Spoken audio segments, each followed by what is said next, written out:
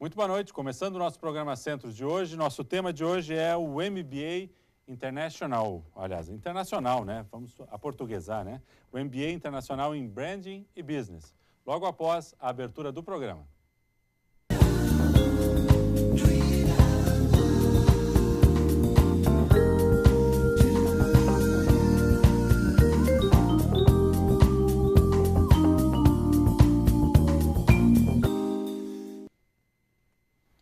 Começando então o nosso programa Centros de hoje, nosso tema é o MBA, que é oferecido aqui pela Univates, em parceria com instituições de fora, inclusive do país, nós vamos conhecer um pouquinho mais. É um MBA internacional em Branding e Business. Conosco, para abordar esse tema, a professora Elisete de Azevedo Kreutz, que é coordenadora do curso, professora aqui da Univates. Também a doutora Lucy Niemeyer, que é professora, né? Pós-doutora em design e na área também de comunicação, que tem sua dedicação aí compartilhada entre Rio de Janeiro, Lisboa e Lajeado nesse momento, né? Também a doutora Cristina Caldeira, que vem diretamente de Portugal, que é pós-doutoranda em propriedade intelectual, vamos conhecer um pouquinho mais sobre o tema que ela desenvolve, e a professora Thaís Miller, que é professora aqui da Univates e também atua no curso de MBA. Muito boa noite, bem-vindas.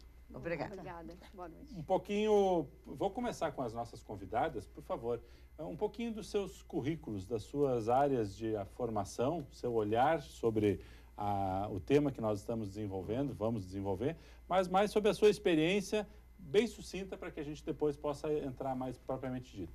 Começamos com a doutora Lucy. Bom, eu sou carioca, né, e estou fazendo essa vida parcelada entre Rio e Lisboa. Sou designer, formada no Brasil, no Rio de Janeiro, na Escola Superior de Desenho Industrial. E depois eu fiz mestrado em Educação e doutorado em Comunicação e Semiótica. E depois pós-doutorado em Design, tanto no Brasil quanto no IAD, em Lisboa.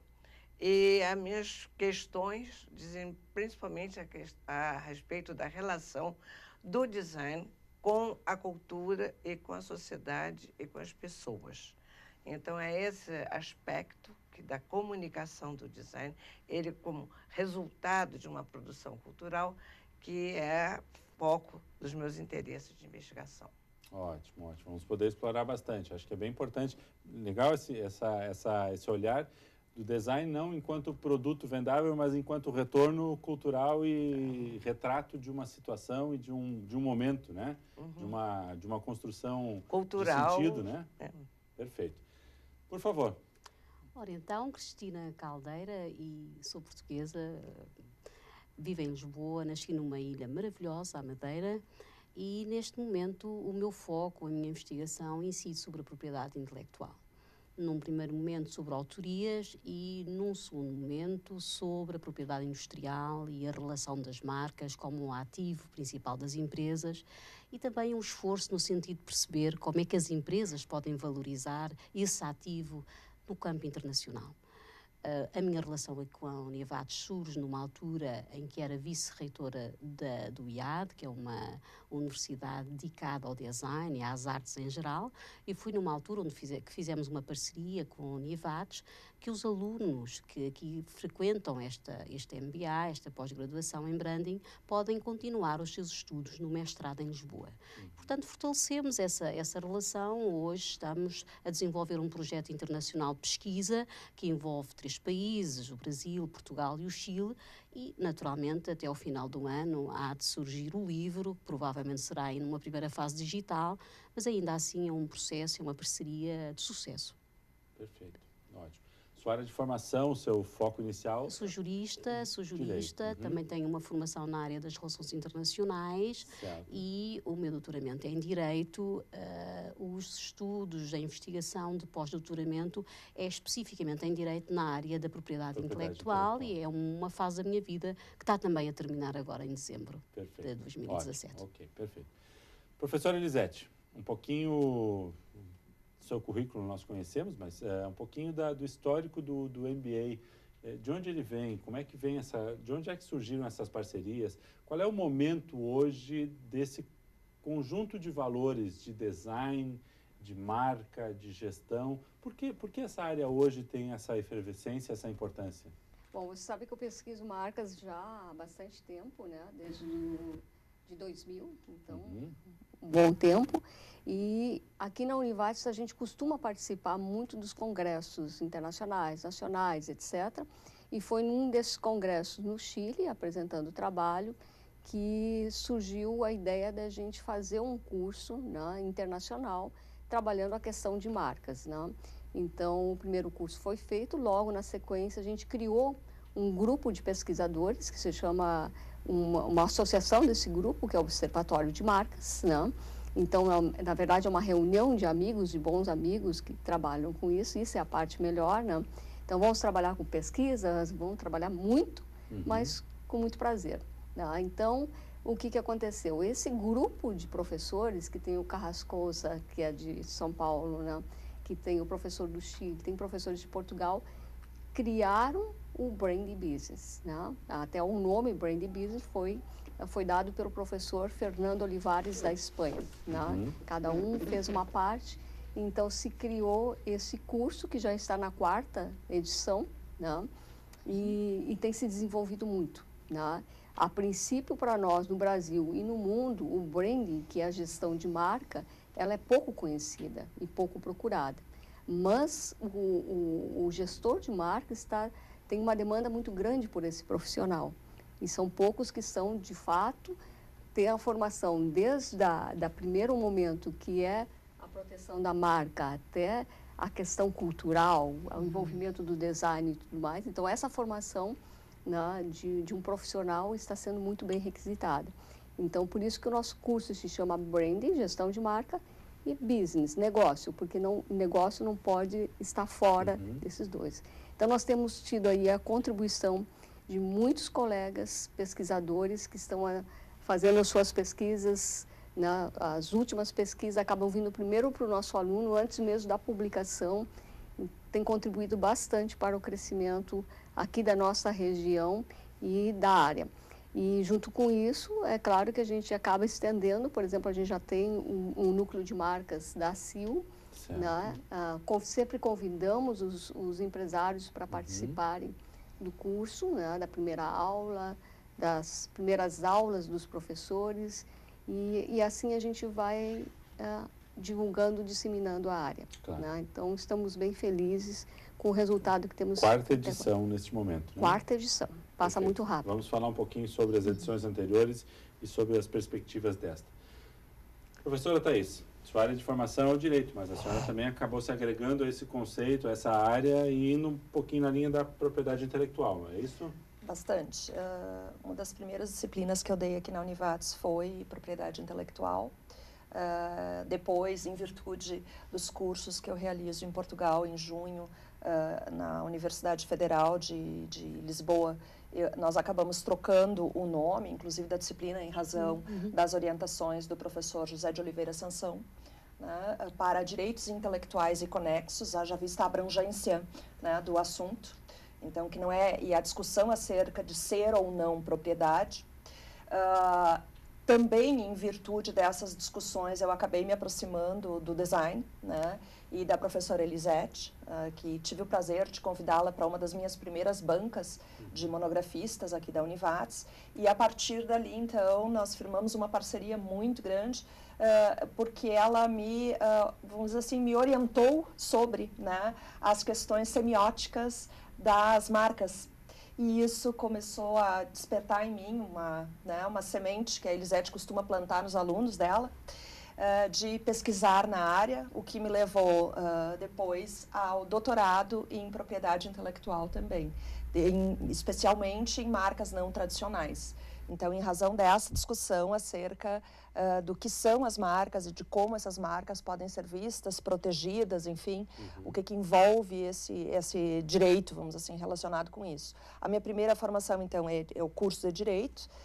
Depois do curso de Direito, eu fiz um mestrado em Políticas Públicas, né? E isso acabou me aproximando cada vez mais dessa discussão, então, de como proteger, o que discutir, o que a Constituição prevê, enfim, e como fazer com que isso se aproxime também da questão vamos dizer assim, de culturalmente como a marca se apresenta hoje, né, e de como o direito muitas vezes não dá conta de fazer essa proteção dessa marca nas formas como a gente tem elas se movimentando hoje, a partir até da discussão que a Elisete faz sobre as marcas mutantes, né, e de como essas marcas mutantes elas acabam fazendo esse movimento de adaptação cultural e de renovação daquilo que antigamente a gente trabalhava como uma marca estática e que hoje já não está mais estática, né, para dar conta da demanda social.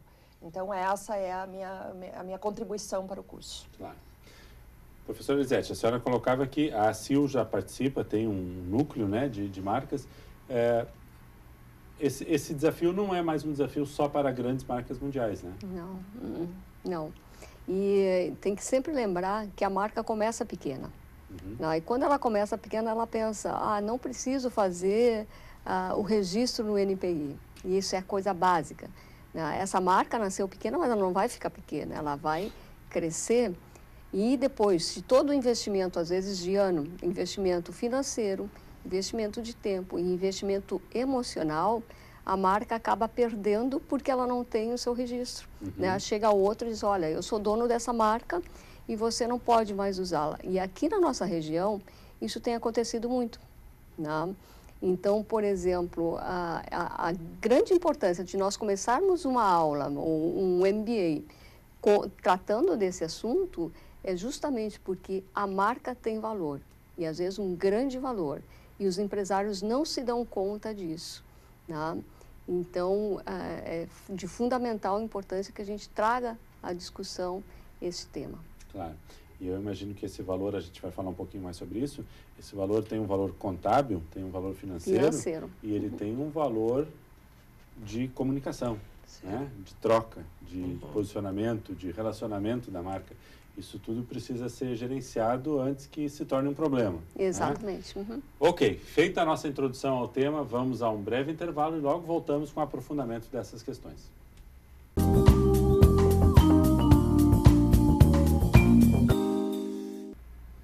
Segundo bloco do nosso programa Centros de hoje, estamos falando então especificamente sobre gestão de marcas, né? Branding e business, né? Professora Elisete de Azevedo Kreutz, que é coordenadora aqui do MBA da casa. Também a doutora Lucine Emayer, pós-doutora em Design e Comunicação. A professora Thaís Miller, professora aqui do pós também da casa, do curso de Direito. E a doutora Cristina Caldeira, né, de Portugal, pós-doutoranda em Propriedade Intelectual. Doutora Lucia, a senhora comentou que na sua formação e a sua visão do design enquanto uma manifestação cultural, enquanto resultado de uma relação que as marcas têm com as pessoas, como é que fica essa gestão da marca, ou como é que se trabalha a marca se ela representa um estado emocional, uma intenção financeira, uma relação econômica, mas também ela também relata ou retrata a cultura de um povo. Quer dizer, são muitas variáveis para dentro de uma mesma situação, né? Certo. A marca, originalmente, na sua origem, ela, em geral, quer mostrar quem é que fez. A questão autoral, né? Então, eu deixo minha marca na medida que eu assino que aquilo foi feito por mim. À medida que essa ação empresarial ocorre, seja através de serviço, seja através de um produto, seja através de uma comunicação, ela vai ganhando novos significados. Uma das áreas que me interessa especialmente é a questão da semiótica. Ou seja, o que as coisas querem dizer? Certo. Como é que eu digo o que eu quero? Como é que eu expresso aquele significado para aquilo ganhar, num certo ambiente, algum tipo de código. Eu sei que aquela forma, ou aquele nome, ou aquele cheiro, ou aquela textura, ou aquele ronco do motor, o que aquilo significa. Certo. E a partir desse significado que é compartilhado socialmente dentro de um âmbito, ele passa a ter para cada uma das pessoas uma significação. Eu gosto ou não gosto daquele cheiro, daquele barulho do motor, ou desse sabor, ou desse tipo de serviço, ou daquele tipo de produto. Aí eu já estou entrando num âmbito muito pessoal. Então, a semiótica é um quadro teórico que trata justamente dessa passagem, da construção de algo que é no nível de uma ideia do designer. Ele pensa alguma coisa e ele materializa, ele expressa aquilo. Então, aquilo ganha uma configuração, seja num logotipo, ou seja num modo de ser oferecido um serviço, seja no design de interiores, seja no design de modas, há uma intenção de comunicação e que isso se efetiva. Na medida que ela se efetiva, ela tem um traço social, ou seja, ela expressa uma tecnologia existente, uma disponibilidade de matéria-prima, um certo contexto cultural, um certo trato de negócio em que aquilo ocorre. Então, à medida que aquilo ocorre em determinado ambiente, é um artefato, algo que foi feito, é um artifício, algo que não existia antes e é resultado de uma criação não só de um mero fazer, mas de um fazer pensado. Então, na medida que ele está entrando dentro de um contexto social, como uma produção cultural e que se expressa de alguma forma, isso passa a ter um valor e passa a ser operado segundo aquele valor. Há uma situação no Brasil, que eu não sei se até que ponto aqui, nessa região, que é muito distante geograficamente do que eu vou contar, há um festival no norte do Brasil, que é o Festival de Parintins, em que há uma festa em que um relato mítico, lendário, de um boi que sofre uma série de circunstâncias e que depois o boi revive.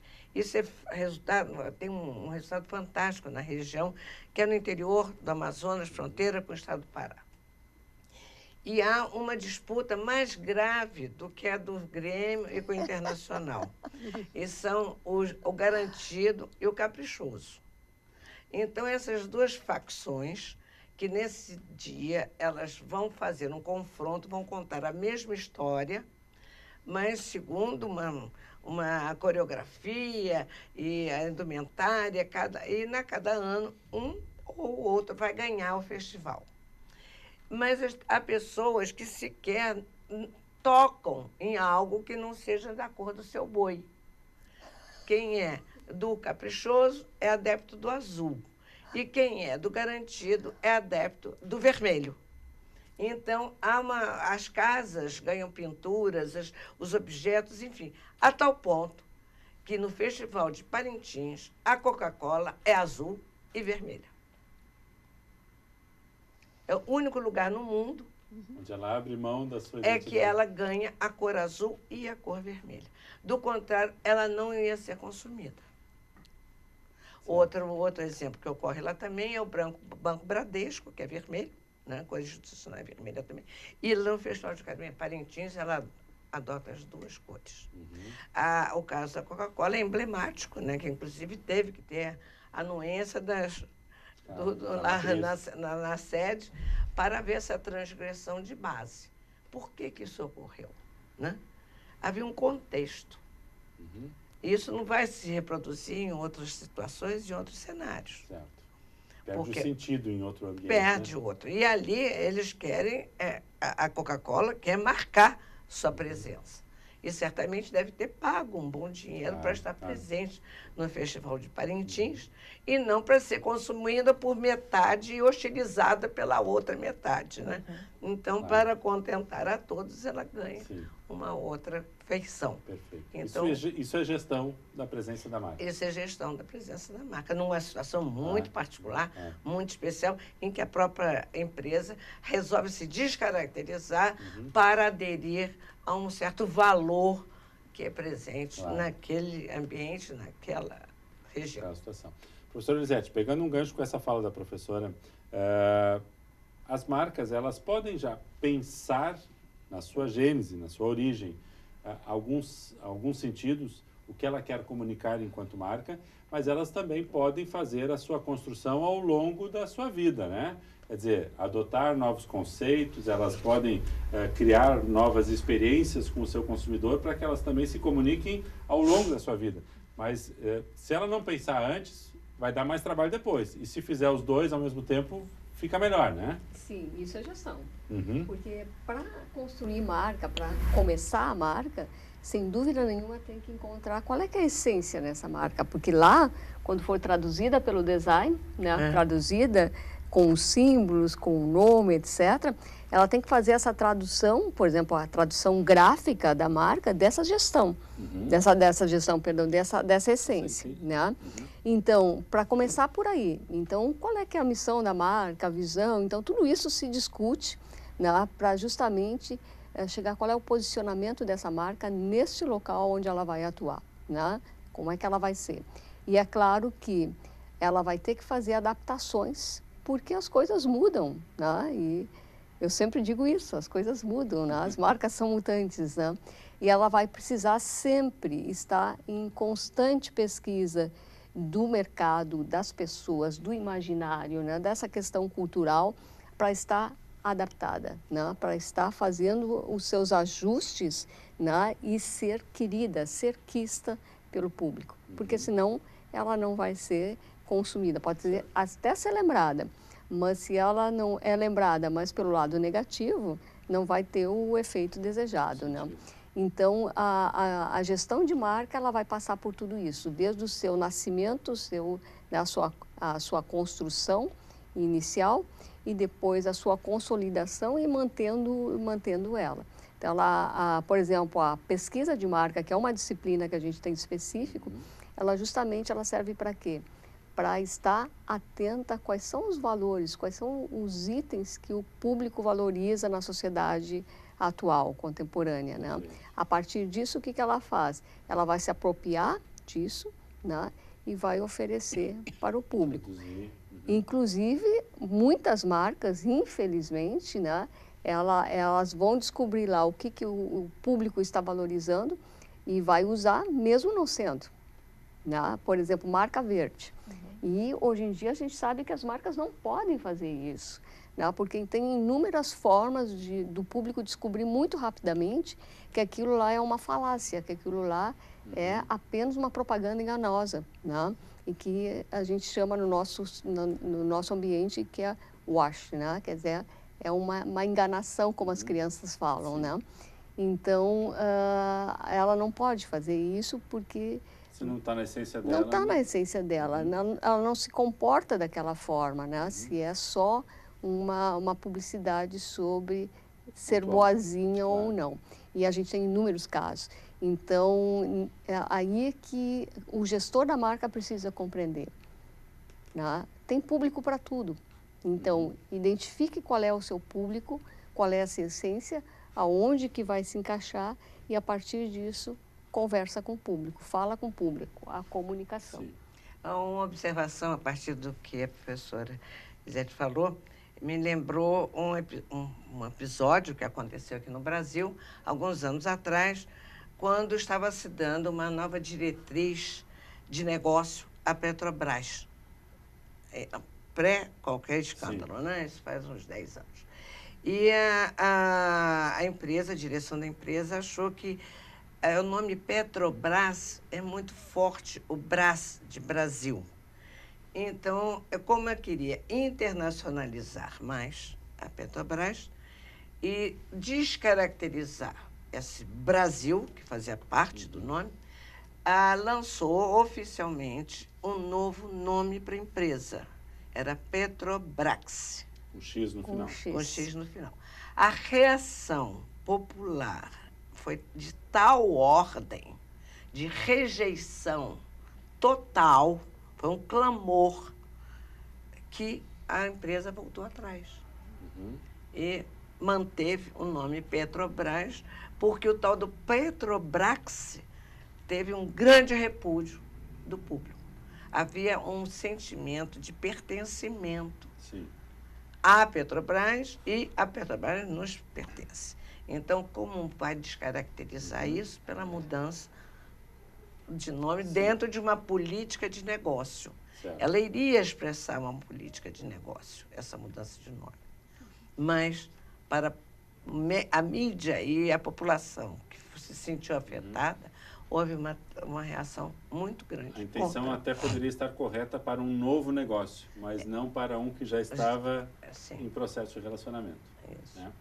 Muito bem. No próximo bloco, nós vamos falar, então, sobre propriedade intelectual. Como é que é a situação Brasil, Portugal e esse processo de internacionalização. Já voltamos após o intervalo.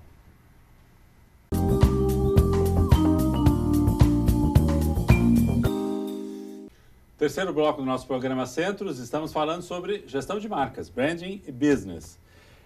Vou conversar agora com o pessoal da área do direito aqui um pouquinho sobre propriedade intelectual. A questão da propriedade intelectual hoje, ela já está bem resolvida em termos internacionais ou ela ainda é uma caracterização muito local, muito nacional? A gestão ainda é de país a país? Porque, como vimos, as marcas criam, surgem, mas muitas marcas vão para um nível de negócio internacional. E aí, nesse processo de internacionalização, barreiras ou a gestão e legislação acabam, às vezes, tendo que se fundir ou trabalhar em conceito internacional. Como é que está essa área? Bom, eu penso que cada país tem o seu código de proteção industrial, nesse caso a marca. O que acontece é que as empresas têm de lançar mão no mercado internacional, muitas vezes para assegurar a sua sobrevivência. E, portanto, já não é possível assegurar aquilo que é um património, que é uma propriedade intangível da empresa, que muitas vezes é o património mais valioso da empresa, já não é possível assegurar dentro da sua fronteira. E é por aí que é absolutamente fundamental partir para uma proteção internacional. É preciso consciencializar os empresários que não é possível pensar numa internacionalização, independentemente do tipo de internacionalização. Podemos estar a falar apenas numa exportação pontual, podemos estar a falar num contrato de licenciamento, podemos estar a falar num contrato de franchising, podemos estar a falar do investimento direto estrangeiro, que é o último grau e um grau de maior envolvimento e que acarreta maior risco para a empresa.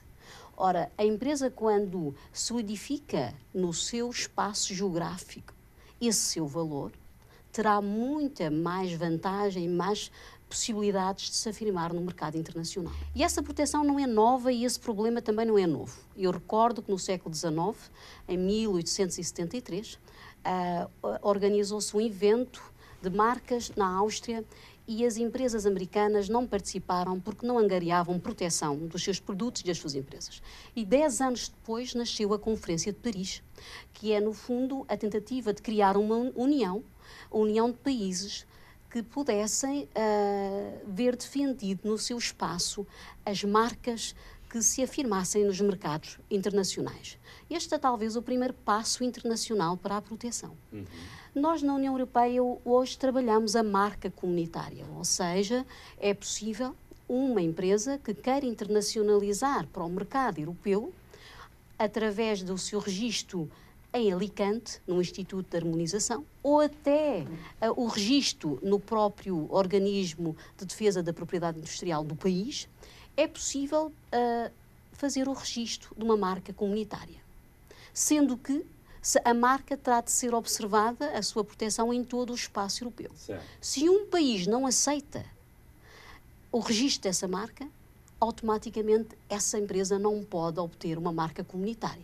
Terá que fazer um registro de país a país. Eu pergunto, e qual é o impacto desse registro nacional? São custos exorbitantes. E, sobretudo, falo contra nós, são custos ligados à parte do apoio técnico-jurídico essencial. E, portanto, eu diria que hoje caminhamos para uma proteção internacional e não podemos descurar esse investimento, não podemos, no início do lançamento de um projeto de internacionalização, esse é um custo, tem de se estar assegurado à partida. Portanto, eu penso que, voltando ao início, cada país terá o seu código de proteção, mas ela não é capaz de proteger o fluxo de internacionalização que as empresas hoje precisam de abraçar. Para viabilizar o seu negócio. Qual é a situação do Brasil especificamente, professor Thaís? Uma questão que é bem importante quando a gente fala de propriedade intelectual, ou na verdade direitos intelectuais aqui no Brasil, a propriedade industrial especificamente, é que essa propriedade, essa proteção que está prevista na nossa legislação específica, né, então na Lei 9.279 de 96, ela está pensada em proteção a marcas que são visualmente perceptíveis. Então já começa o primeiro problema. Sim. Né? Por quê? Porque a marca sendo visualmente perceptível, não está se discutindo, por exemplo, toda a questão de construção de marca que a professora Lucy falou e toda a questão de mudanças de marcas que a professora Elisete falou. Então, na proteção nacional, o que se analisa? Aqui no Brasil a gente analisa o desenho. Então, esse desenho não pode ofender a moral, aos bons costumes, não pode ofender. Então, tem uma série de regras lá no artigo 124 do que não pode ser protegido. Próximo a algumas coisas que nós temos em Portugal também, na legislação específica portuguesa. O que acontece com isso? A partir do momento em que é deferido, a proteção dessa marca, ela é só territorial. Então, esse é o primeiro problema que a gente percebe. Por quê? Porque na medida em que a primeira proteção ela vai ser territorial, e aí até diferente dos Estados Unidos, onde eu tenho uma proteção que pode ser nacional ou regional, que também poderia ser uma coisa importante, uma coisa interessante de se fazer, porque muitas vezes para a empresa o desenvolvimento dela está pensado numa região, né, e não pensado em nível nacional. Então isso faz com que ela tenha a opção de investir naquele desenvolvimento da marca em nível local. Né? Mas a gente tem que pensar que essa marca, se vamos dizer assim, se a estratégia dela for ganhar mercado, for se internacionalizar, ela vai ter que começar a pensar nessas questões. Primeiro, o que pode ser protegido lá fora e que aqui não se protege. Como, por exemplo, a questão do cheiro, a questão do ronco do motor da Harley Davidson, que a senhora falou, como, então, algumas questões do design, de apresentação dessa marca, que aqui a gente não defende muitas vezes como marca tridimensional, a gente defende como desenho industrial ou desenhos e modelos em Portugal. Né? Então, quer dizer, essas preocupações a gente tem que ter, por quê? Porque não adianta eu fazer uma proteção que vai ter valor somente aqui, né? Só no território brasileiro. Se a minha tendência é exportar produtos, então eu tenho que pensar para a exportação quais são os países de interesse e a partir desses países de interesse, quais são as proteções que eu posso ter nesses lugares e as comunicações que eu quero fazer nesses lugares dessa marca que eu estou criando. Então, por exemplo, a gente tem uma marca aqui da região, né, que ela vendida aqui, nós conhecemos bastante a Mimi, né, da Languiru, e que a marca Languiru, vendendo para a China, por exemplo, é muito difícil a pronúncia do nome, então eles tiveram que adotar o Mimi, que é muito mais, para eles, tem um significado muito maior, de garota bonita, né, o significado que tem na China, do que o Languiru, porque o Languiru seria impossível deles falarem. Né? A mesma coisa com relação, por exemplo, à Pepsi, que estrategicamente na Argentina fez o registro de 2 nomes, porque se a proteção é só nominal e o nome Pepsi eles não dizem, eles dizem Pexi, com C, então eles tiveram que adotar dupla proteção. Então a Pepsi, como nós conhecemos, e a Pexi, como algumas regiões na Argentina também usam. Por quê? Porque essa comunicação ela precisa atender à demanda dos consumidores. A propriedade da marca é a propriedade da fonética. Né? Não só da fonética, mas da forma como se relaciona com o público, né? Porque uma das coisas que é muito importante, que a professora Lucy falou, e que a professora a Cristina também fala, é a questão de como essa marca se insere no mercado, né? Que é a preocupação, essa marca vai se inserir nacionalmente, internacionalmente, quais são as exigências que o próprio mercado tem acerca, o mercado consumidor, acerca daquilo que se apresenta, daquilo que a marca comunica. Então essa é uma preocupação que a gente tem que ter. Eu penso que os empresários terão que valorizar. Terceiro bloco do nosso programa Centros, estamos falando sobre gestão de marcas, branding e business. Vou conversar agora com o pessoal da área do direito aqui um pouquinho sobre propriedade intelectual. A questão da propriedade intelectual hoje, ela já está bem resolvida em termos internacionais ou ela ainda é uma caracterização muito local, muito nacional? A gestão ainda é de país a país? Porque, como vimos, as marcas criam, surgem, mas muitas marcas vão para um nível de negócio internacional. E aí, nesse processo de internacionalização, barreiras ou a gestão e legislação acabam, às vezes, tendo que se fundir ou trabalhar em conceito internacional. Como é que está essa área? Bom, eu penso que cada país tem o seu código de proteção industrial, nesse caso a marca. O que acontece é que as empresas têm de lançar mão no mercado internacional, muitas vezes para assegurar a sua sobrevivência.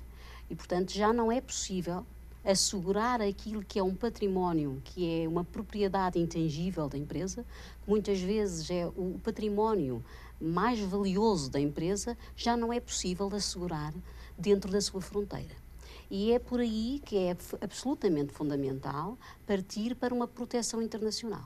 É preciso consciencializar os empresários que não é possível pensar numa internacionalização, independentemente do tipo de internacionalização. Podemos estar a falar apenas numa exportação pontual, podemos estar a falar num contrato de licenciamento, podemos estar a falar num contrato de franchising, podemos estar a falar do investimento direto estrangeiro, que é o último grau e um grau de maior envolvimento e que acarreta maior risco para a empresa. Ora, a empresa, quando solidifica no seu espaço geográfico esse seu valor, terá muita mais vantagem, mais possibilidades de se afirmar no mercado internacional. E essa proteção não é nova e esse problema também não é novo. Eu recordo que no século XIX, em 1873, organizou-se um evento de marcas na Áustria e as empresas americanas não participaram porque não angariavam proteção dos seus produtos e das suas empresas. E 10 anos depois nasceu a Conferência de Paris, que é, no fundo, a tentativa de criar uma união de países que pudessem ver defendido no seu espaço as marcas que se afirmassem nos mercados internacionais. Este é talvez o primeiro passo internacional para a proteção. Nós, na União Europeia, hoje trabalhamos a marca comunitária, ou seja, é possível uma empresa que queira internacionalizar para o mercado europeu, através do seu registro em Alicante, no Instituto de Harmonização, ou até o registro no próprio organismo de defesa da propriedade industrial do país, é possível fazer o registro de uma marca comunitária. Sendo que a marca terá de ser observada, a sua proteção em todo o espaço europeu. Certo. Se um país não aceita o registro dessa marca, automaticamente essa empresa não pode obter uma marca comunitária. Terá que fazer um registro de país a país. Eu pergunto, e qual é o impacto desse registro nacional? São custos exorbitantes. E, sobretudo, falo contra nós, são custos ligados à parte do apoio técnico-jurídico essencial. E, portanto, eu diria que hoje caminhamos para uma proteção internacional e não podemos descurar esse investimento, não podemos, no início do lançamento de um projeto de internacionalização, esse é um custo, tem de se estar assegurado à partida. Portanto, eu penso que, voltando ao início, cada país terá o seu código de proteção, mas ela não é capaz de proteger o fluxo de internacionalização que as empresas hoje precisam de abraçar. Para viabilizar o seu negócio. Qual é a situação do Brasil especificamente, professor Thaís? Uma questão que é bem importante quando a gente fala de propriedade intelectual, ou na verdade direitos intelectuais aqui no Brasil, a propriedade industrial especificamente, é que essa propriedade, essa proteção que está prevista na nossa legislação específica, né, então na Lei 9.279 de 96, ela está pensada em proteção a marcas que são visualmente perceptíveis. Então já começa o primeiro problema. Sim. Né? Por quê?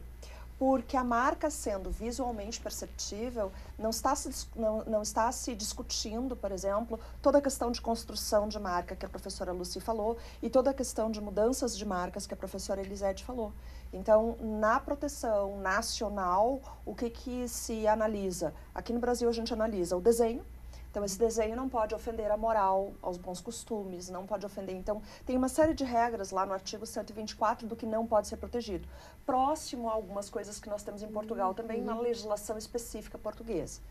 O que acontece com isso? A partir do momento em que é deferido, a proteção dessa marca, ela é só territorial. Então, esse é o primeiro problema que a gente percebe. Por quê? Porque na medida em que a primeira proteção ela vai ser territorial, e aí até diferente dos Estados Unidos, onde eu tenho uma proteção que pode ser nacional ou regional, que também poderia ser uma coisa importante, uma coisa interessante de se fazer, porque muitas vezes para a empresa o desenvolvimento dela está pensado numa região, né, e não pensado em nível nacional. Então isso faz com que ela tenha a opção.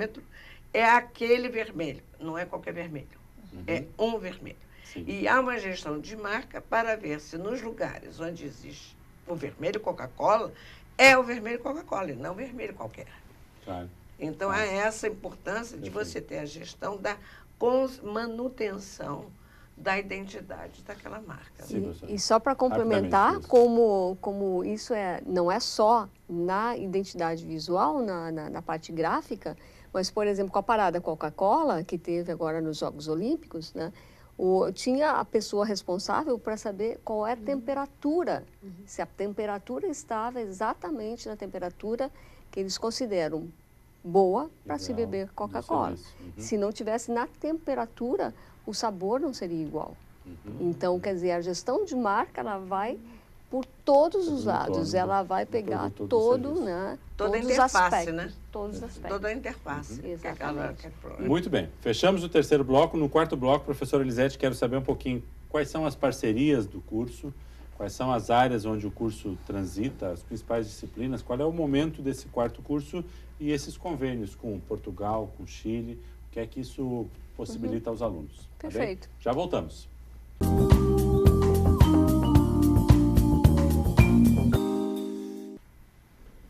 Muito bem, quarto bloco do nosso programa Centros de hoje, estamos falando sobre branding e business, gestão de marcas.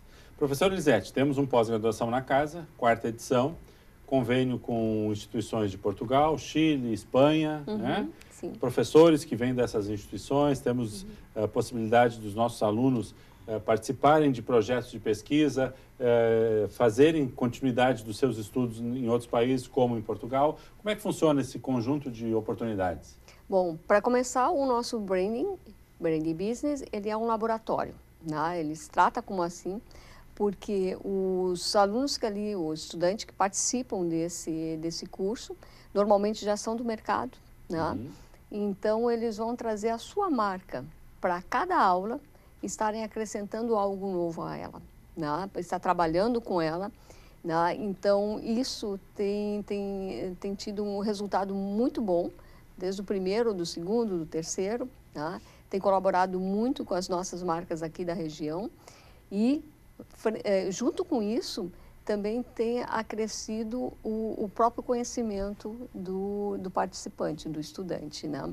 Então, além disso, eles vão querer mais do que o nosso curso, por isso a continuidade dos estudos lá com Portugal e agora com Chile também, né? E que o aluno vai poder, então, aprofundar, seja no mestrado, no doutorado, enfim, esse conhecimento que ele iniciou no curso. Na prática, o aluno faz uma pós-graduação aqui, um MBA, e se ele quiser, ele pode continuar os seus estudos, evoluindo para um mestrado em Portugal. É isso? Que já aconteceu, né? A professora Cristina pode até comentar sucesso. o acordo que nós fizemos, por exemplo, com Portugal, né?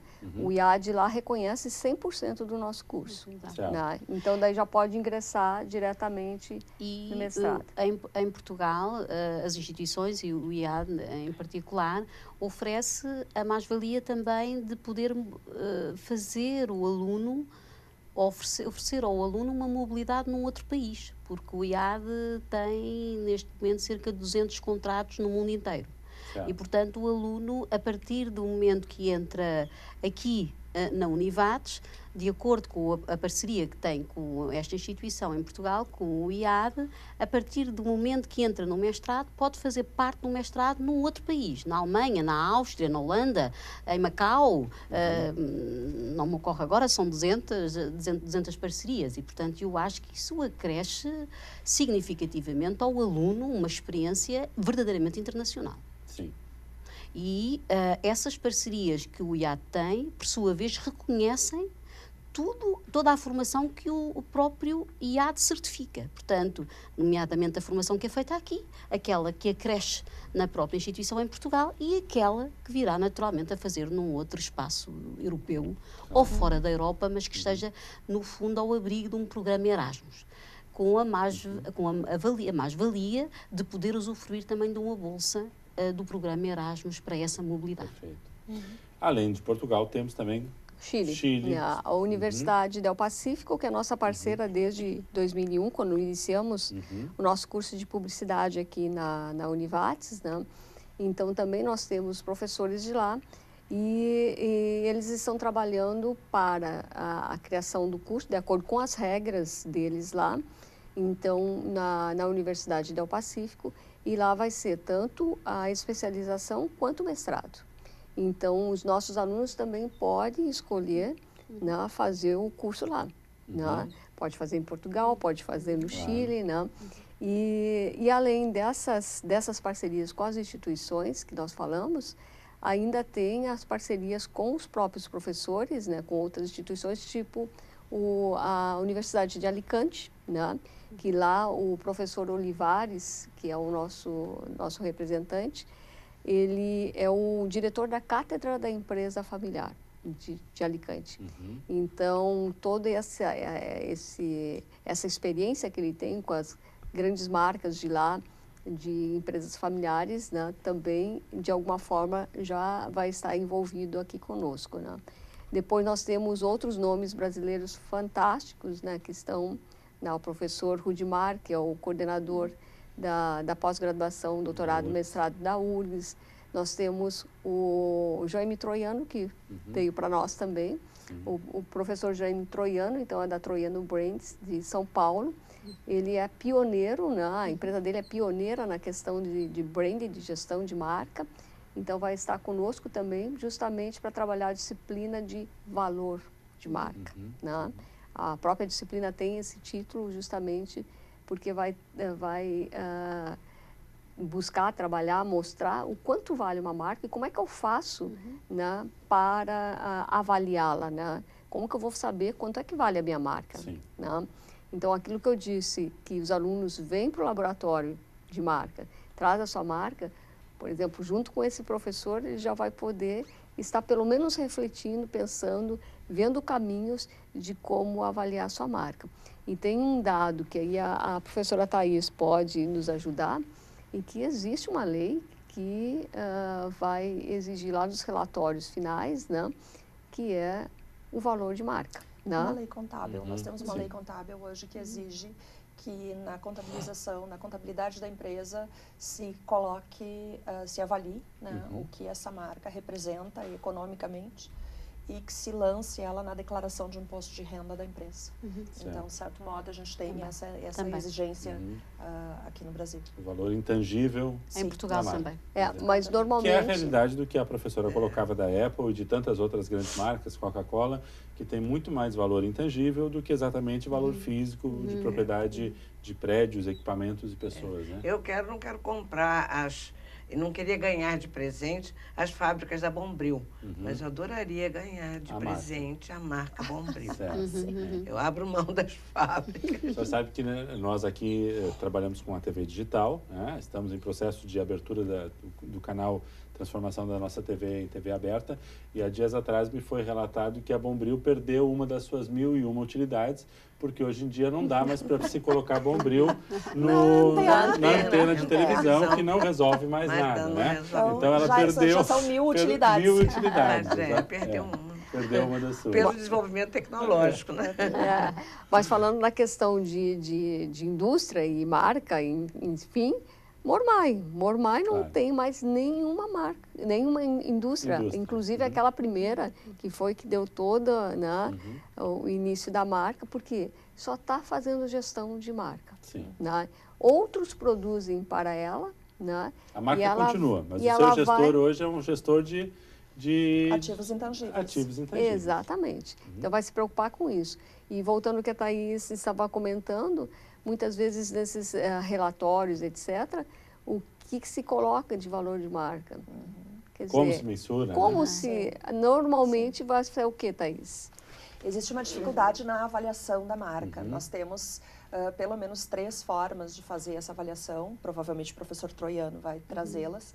Né? Uma das formas é o fluxo de caixa descontado, a outra é a avaliação histórica e a outra, então, é a avaliação... Tem uma avaliação contábil com um nome específico, agora me foge exatamente esse nome. Penso que é o capital natural. Isso. Né? Então, essas avaliações, elas permitem, e normalmente a gente não faz uma só. A gente precisa fazer as 3 para poder contabilizar o mais próximo, vamos assim, daquilo que a marca representa de fato no mercado. Então, por exemplo, a Coca-Cola, se perdesse todas as empresas físicas, ela teria 5 vezes mais em ativos intangíveis, no valor da marca, do que de fato ela tem de produto físico. Claro. Né? Assim também a Natura, 40% do que ela tem, na verdade, são ativos intangíveis e não produtos físicos. E talvez eu gostaria de tocar aqui no capital natural, que é fundamental, mobilizar os empresários para uma consciência maior pelo desenvolvimento sustentável. Sim. E é esse valor que é fundamental na contabilidade que é feita do valor da empresa, saber até quanto essa empresa é socialmente amiga, ambientalmente amiga e socialmente responsável. Há um movimento, naturalmente, que agora pretende, junto dos empresários, cultivar essa sensibilidade e promover, junto dos empresários, esses valores ambientalmente, enfim, muito sensíveis e muitas vezes de difícil ponderação.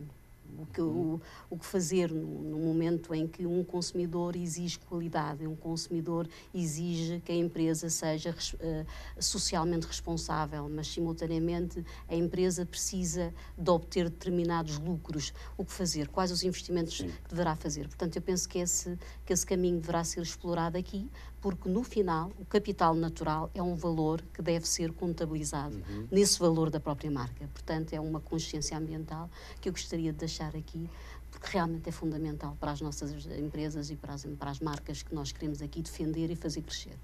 E o interessante é que todo esse valor financeiro, monetário, enfim, né, da marca, vem da onde? Do valor emocional, do relacionamento né, da marca com seus públicos. Claro.